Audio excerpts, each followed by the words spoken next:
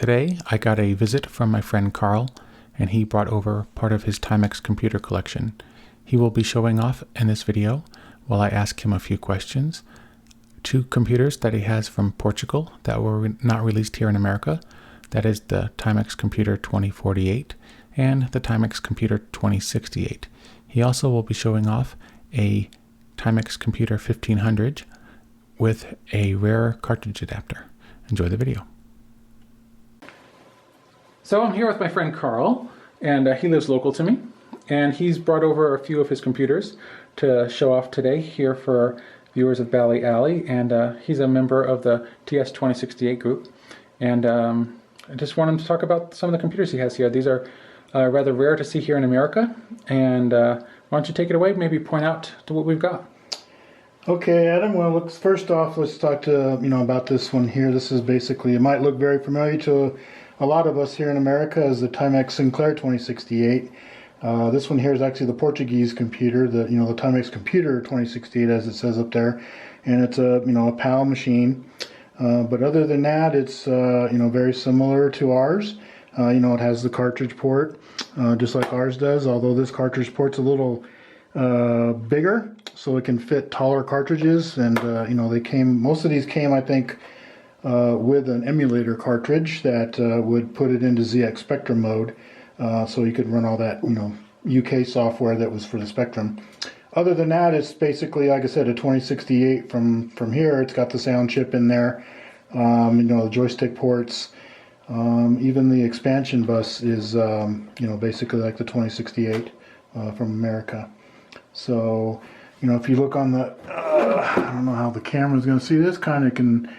If you get too close, it'll probably lose focus, but give it a try. Get all that there. So basically, you've got the TV, and you might be able to see there's a port cover here, and that's where the NTSC modulator would output NTSC video.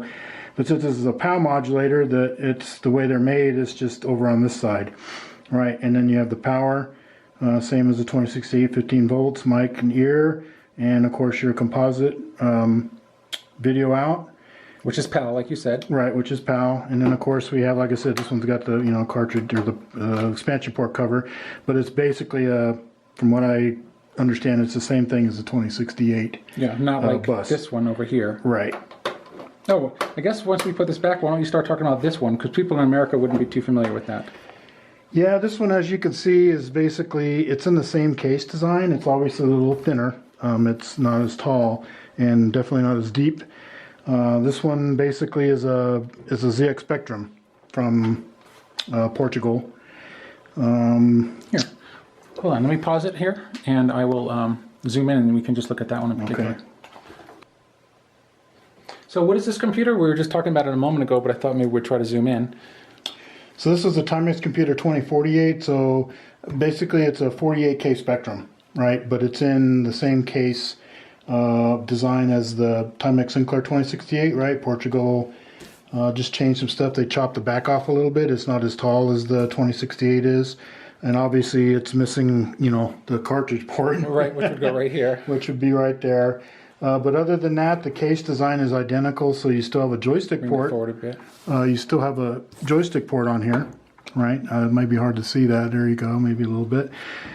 Because it's the same mold as the 2068, which had a joystick port there. However, on this side, they didn't put another joystick port. They put the power switch in the joystick port. Obviously, that's what the mold was.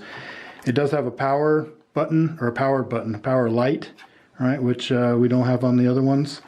And of course, this one doesn't have the AY sound chip in it, so you notice on your symbols down here, you don't have any of the extra commands that you would have on the 2068 models, right? This is just, like I said, it's a Spectrum. Same bus as the Spectrum. Look on the back, I guess we can show that. That's the PAL video out here again, mic and ear, PAL composite out, and of course it has uses the same 9-volt power supply as the Spectrum does, but obviously it has a coaxial jack instead of the headphone jack or the headphone plug. And the bus is a Spectrum bus. So any Spectrum peripherals should plug right into that and work. Very, very neat machine. I like the color of it quite a bit. I don't know if you can. I know that's not glued down. Do you think you can take it off on camera, or do you think? Yeah, the overlay. Yeah, I got a new one for it. This is a new overlay, but I haven't stuck it down yet. So you can kind of see if you take the overlay off of, 2068 or this one, the 4 screws here. You'll take off the, the keyboard, and then you can get to the membrane that's underneath it. Yeah, and he was showing me earlier today that he has, 2 of these membranes, at least with you, and I expected them to have like contacts on the back of them, but they don't. And can you explain why that is? Well, because the keyboard basically has 3 layers, right? So you've got the top layer, which has some conductive, silver that they deposit on there. Then you've got a middle layer, which has the holes for each of the keys. Right, so as you push the key, that hole lines up, and there's like a dimple on the back of this that pushes down on that mylar. And then the bottom layer obviously has the other circuitry, the other side of the circuitry that the keyboard needs. And of course the middle section just has those holes so they can't short together, right? And you'd have a worthless keyboard. But I think the one you're talking about is more the 1500, right? Oh, okay. Although this is very similar in design to that. They use the same design. It's just this keyboard's a much different. These are hard keys, hard plastic keys. Whereas the 1500, they're rubbery. Right, we're going to show that next, so that's perfect way to segue into that segment. And is there anything else you want to talk about this? I guess we can say, is this earlier today we were able to hook up the div MMC to this, right? And we booted it up? Yeah, I don't think we did. We were going to, but I mean, it plugs in, right? It's a Spectrum bus, and it should work just fine because it's basically a ZX Spectrum. Right. It's just a Timex Portuguese version of it using the 2068 case design that they already had, and obviously it's a much better keyboard than the chiclet. Well, that's kind of, I guess, it's probably debatable, but I honestly do think it makes a big difference between these keys being hard to press, not hard to press, but the keys themselves being made of hard plastic, as opposed to the 1500 and I guess the ZX Spectrum or ZX Spectrum keyboard. ZX, right? Yeah. At least the first ones, right? The initial, the 16K, 48K. Yeah. Once the QL came out, they kind of started using that industrial design rights on the Spectrums, and then Amstrad bought Spectrum, and then of course they Spectrum. They bought. You need to buy some of those Amstrad computers. What are you doing? Yeah. And then Amstrad, of course, put their design flavor on the Spectrums, and they started, putting the cassette decks in them and all that, and adding, 128K of RAM and an AY chip even. Yeah, they added the sound chip in there later. The Spectrum, 2s and 3s. I'm not up on my older or the newer Spectrums, but the newer Spectrums. Yeah. Once Amstrad got a hold of it, that's kind of, they had some more freedom with the design. Well, excellent. I'm going to put this aside, and we'll check in a second with the the Timex Sinclair 1500. Well, Carl, you brought along your 1500, which I've seen before, and I even owned one that didn't quite work back in the 1990s. But this thing here on the back is a little bit new to me, and I never heard of it until recently. What is that? Yeah, so, Timex came out with this cartridge adapter, right? The Command Cartridge Player, I guess they kind of called it. But and it's actually, I guess, Gary Grimes, or what was his name? Gary Grimes. He designed that. It was one of the things that I guess he helped design. I don't think he had anything to do with the case design on this per se, but on this particular unit, this is a cartridge player. So, there was 4 cartridges that they made. This is actually a 2068 cartridge because I don't have a cartridge for the 1000 series. Basically, though, they're the same. I think the molding is not black. They're maybe a blue, or like a brown color or something like that. And of course the label is going to be different. It won't be a color computer, but they're physically identical.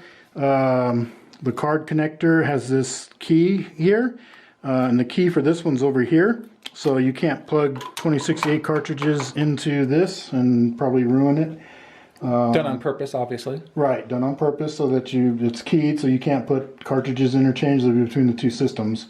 It's just kind of shown here in there, but it's not pushed all the way down, right? The label probably won't even show if it's all the way in there. But anyway, on the 1500, since this has 16K of RAM already built into the system. I guess maybe in case anyone watching this video and has made it this far doesn't know what a Timex 1000 is, which we don't have to show today, but this is why don't you give them some background on what this is? This is sort of a in-between step for some of these other computers. Right. So the TS1000, obviously, if you don't, that's the first machine that Timex in the U.S. came out with. It's basically their version of the ZX81 or the ZX81 that was from Sinclair over in the UK. They just added, I think, 2K of RAM instead of the 1K, and basically it's the same machine. It's just NTSC instead of PAL, right? And then so Timex decided, they wanted to make a update to that machine because a lot of feedback was the keyboard was pretty horrible on the original ZX81 and Timex 1000. So, since the Spectrum had come out over in the UK in 82, Timex was actually looking to introduce the 2000 series color computer to the U.S.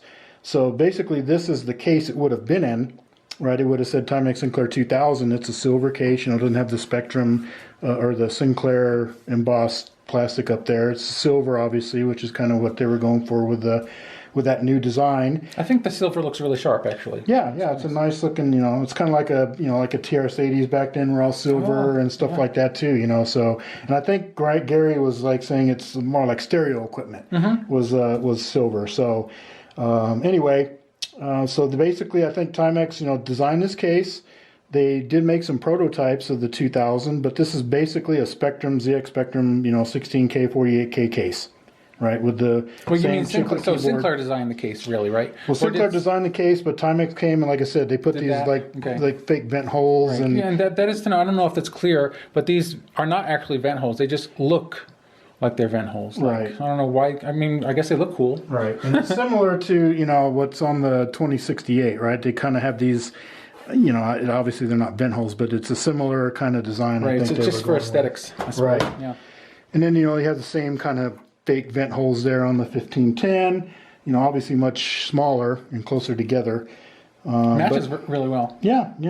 But like I said, this would have been a Timex Sinclair 2000 color computer had that been what Timex wanted to do. But they wanted to, I guess it wouldn't pass FCC, RF emissions, and so they could have just sprayed the interior probably. But I think they wanted to increase the what the computer could do, because the market at that time, you had Atari, you had Commodore, they had cartridge ports, they had, better keyboards. So I think Timex wanted to up their game a little bit, and so they designed the 2068 kind of around some of those, improved features. And this kind of turned into the 1500, right? They said, well, we want a better keyboard on the 1000, so let's redesign the 1000's motherboard, right, to fit in the Spectrum case. And we'll, obviously make it silver and put these vent holes, and we'll redo the... And they also added the 16K on board. Right. They put 16K instead of the only 2K.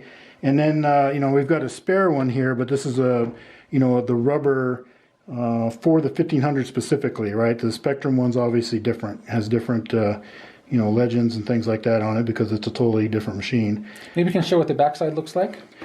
Yeah, and this is kind of what, Adam was mentioning is he thought there would be some, like carbon contacts film? or carbon film on there. But since the keyboard's fully Mylar, like I said, it's got a top, a middle, and a bottom. It doesn't need any of that. It just needs something to push on that particular, it's kind of raised right here. I'm sure you can't see that in the camera. But, each of these little cross sections are raised a bit. So as you push it down on the inside, well, it's obviously going to push that Mylar and push it together. Right, and so that's how this thing works. As the Mylar that's underneath, there's this, overlay. It's a metal, similar. It's the same thing as the Spectrum. Spectrum has the same. Is this actually metal? I thought it was plastic. No, it's metal. Oh, look at them. Cheers. It's metal. Even on the Spectrum, it's metal. So, and it's just stuck down over this rubber chiclet thing, and then But other than that, you got the cartridge, which just plugs into the 1000's bus, and the 1500 has the same expansion, bus that the 1000 has. So, any 1000 peripheral or ZX81 peripheral will work in here. Same, headphone jack, 9 volts, ear mic, and of course, again, the output is over here, over on the right side, so it's NTSC. Yeah. Right, there's actually a cover here that they covered the UK, the PAL modulator output. And another thing that's kind of curious on this one is there's no, on the 1000 you have a channel 3-4 switch on the bottom. Well, this one doesn't have that. Right, so the way you do it here is when you turn it on, I think you hold the button down, plug it in, and it'll change. That's how it determines the channel. So that's a change in the ROM then, obviously. I think it's more the SCLD than the ROM. I don't think there's any ROM code for that, but the SCLD kind of looks at that. And so I want to ask you a question here. I'm looking back at this, and I'm looking here. Is this where the speaker would have been in the ZX Spectrum? Yes, exactly. That's why it's the same case. Wow. Because obviously, well, maybe not obviously, someone who doesn't know too much about it, but this does not have a speaker. Right. There's no speaker in it. Yeah, there's no audio on the 1000 series. You're right. So, and then obviously the cassette. This is fairly rare. Cartridge. Yeah, cartridge. Sorry. It's a fairly rare thing. Luckily, I've got 2 of them. That one's not in the box, but this one here's pretty much brand new in the box. I think we'll pause here, and maybe if you guys want to sit back, go get a beer, come back in about 1 second, and you'll be able to see this thing a little bit closer. Maybe we can plug it in and show you how that works. Okay, so it looks like we've got this set up in a good configuration, so you can show us the back of the machine or something. What's going on here? Yeah, so we kind of wanted to talk about the expansion capabilities here. So, on a new machine, this is an older one, I don't have the expansion cover. There would actually be a cover there on a new machine. So it's not just open all the time. They saved a lot of money they lost a lot of money by doing that. Yeah, the 1000 certainly didn't do that, right? They didn't have a cover for that, so they got fancy here. And I don't even think the Spectrums had a cover, from brand new. So that's another little design that they updated here. Now on the 1510, the cartridge thing, it uses a standard ZX81 Timex Sinclair 1000 bus. So it'll work on a 1000, right, or a ZX81. But the ROM, they updated the ROM in this a little bit, right? Since this had 16K of RAM in it all the time, they changed the RAM check routine in the ROM, so to check for the cartridge. Right, so if you use the 1510, and we can, plug that thing in here. I know the lighting's kind of... let's see. Try to. Well, it's all right. It's harder to see. We just see. Yeah, I gotta get the key lined up, and then get that in there. And, cool. And basically, this luckily it does have a pass through, right? Because on the 1000 and the ZX81, right, the ZX81 only had 1K, right, of RAM. The TS1000 they had 2K in it. Well, some of these cartridges, they're only made for. But the flight simulator cartridge needed 16K. Okay. So obviously for most of the cartridges, I think you needed to put the RAM pack on for the 1000 and the ZX81. Obviously not here because... Well, it's also, in this case, I guess you could unplug it if you're not using the cartridge, but like if you were to plug the printer into here, you could still keep this plugged in. Yes, because the printer, the 2040 at least, and I even think the ZX printer is a pass-through. Yeah. So you could put the printer on here and put the RAM pack. Obviously, the RAM pack doesn't have a pass-through. That has to be the last thing in the chain. So, but that's just important to point out that on the 1000 and the ZX81, for the most part, you need to have the RAM pack when you're using this. The 1500, not so much. Well, no, because it already has 16K in there. You could put the RAM pack on there and bump it up to 32K. Oh, wow. Yeah, but that... Too bad you couldn't add the extra RAM and use that for a bitmap display or something on the system, right? That'd be cool. Yeah, so if you have a huge machine language program or a huge basic program, you could there's a lot of RAM there for you to mess with, and you can even take this off and just put the RAM pack on there directly, and you'll have 32K as well. Neat. So, do you have to do an upgrade to the inside of the 16K RAM pack for that to happen? No. Oh, no, cool. Everything, you have the power on the bus here, the 5 volts and the 9 volts come out, and that's what the RAM pack uses. So there's no compatibility issues with it there.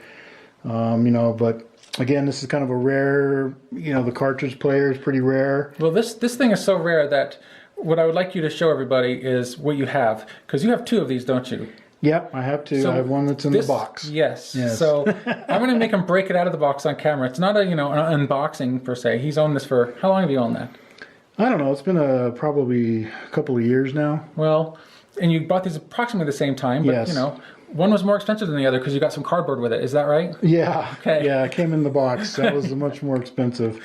So why don't you get ready and we'll set this up for you guys, and you'll be able to check out, I guess, an unboxing, and in fact, you will be showing us the manual and everything. So, yeah, all right, cool. I'm looking forward to seeing that myself. All right. Wow, now that is a great looking box. If I was going to buy one on eBay, I'd pay millions of dollars for that. Did you pay billions of dollars? Close. Okay. Close. Like I said, these things are pretty rare, man. I mean, actually, when they came out brand new, they were $20. $19.95 for this thing, and I think they probably maybe made 1,000, because all the serial numbers I'm seeing, they're in the hundreds, right? They're certainly nothing above 1,000. So, but anyway, we kind of wanted to open it up. This is obviously brand new in the box. Obviously, it's got some boxware and stuff like that. But why don't you give us a tour of the box? What does it say on it? Well, what's it say? It says provide instant execution of all Timex Sinclair 1500 command cartridges. And so that's only 4. All right. Attaches quickly and easily to the expansion connector on the rear of the Timex Sinclair 1500 or the Timex Sinclair 1000 computers. That's true. It does attach. I mean, you just showed us how. Yeah, it just plugs in, and you can pull it off, and it detaches, right? Allows you to bypass the cassette loading step. There you go. That's the big thing, right? Yeah.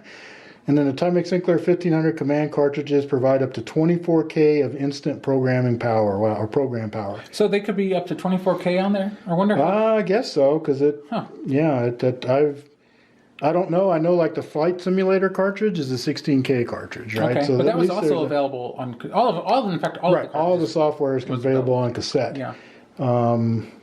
I think just Timex came out with this a little too late, and there's nothing on here. There's some clones of this that people are making, and so that way you can work maybe on making some of your TS1000 software into cartridges. Sure. Right. That might be, but then again, you have the ZX Expand. That kind of does the same thing. Files, right? I think so, because I haven't used that thing yet. I have one, but obviously it's just solid state memory, right? It uses a SD card. Yeah. Similar to the Div IDE that, or Div MMC that they use for the Spectrum, right? Yeah. And then Evie from Evie's review actually has her cartridge, the Backbit cartridge Pro, I think, that works with the Timex Sinclair 1000.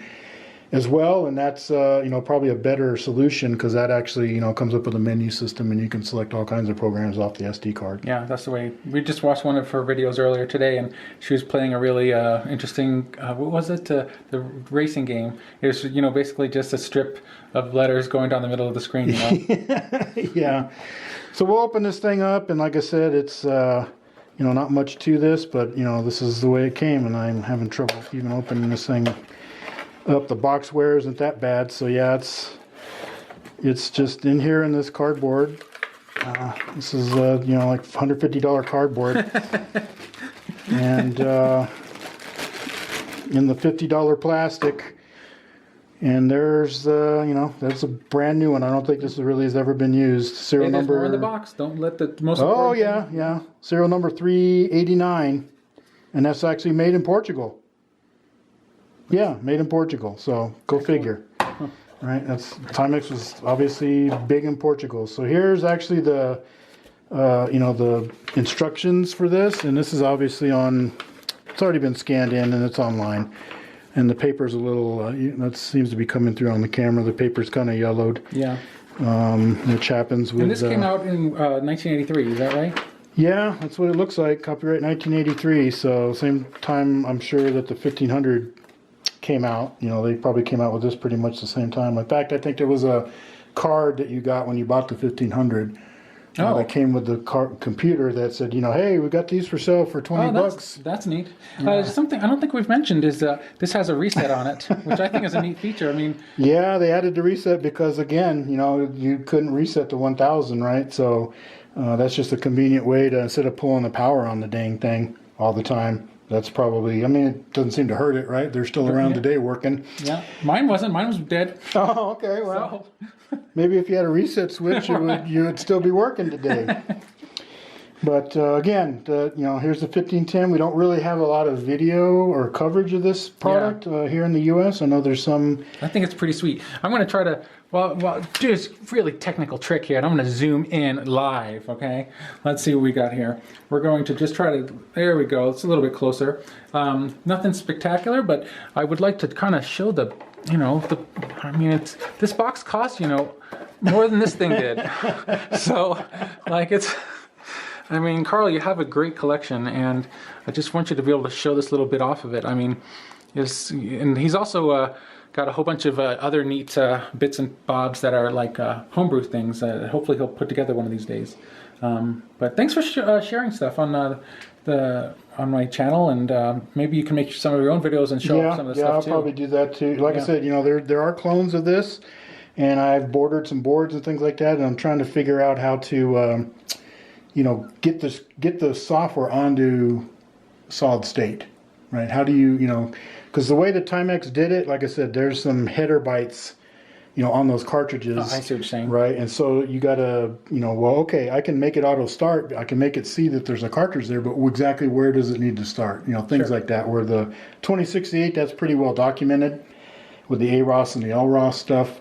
This, I don't, they never really published any of that, and I don't think any third parties even cared to make cartridges for this machine. So now there's third party cartridges for the 2068, but back in the 80s, was there? I guess there was like Zebra Systems. People would make some of their own. Like in fact, not to get too off topic, but like there was OS 64, right, the basic for the 64 column. And they sold the emulator cartridge that Portugal had, the Spectrum emulator. Yeah. And they shaved. I guess they shaved the cartridge a little bit because, like I said, on the 2068 from Portugal, the cartridge slot's taller, so it could fit that taller cartridge in there. The 2068 from America, it's shorter, so they had to shave off some of the top of the cartridge and put the label back on it. And Stuart from Zebra Systems probably remembers that pretty well. All right. Well, thanks for sharing. If anyone here has an interest in the Timex computers, you might want to join us on the TS 2068 group over there on groups.io, and come join us there. And we also have these Zoom meetings on once or twice a month using Zoom, of all things. Imagine that, Zoom meetings using Zoom. All right. Thanks for watching, and hope you enjoyed our video.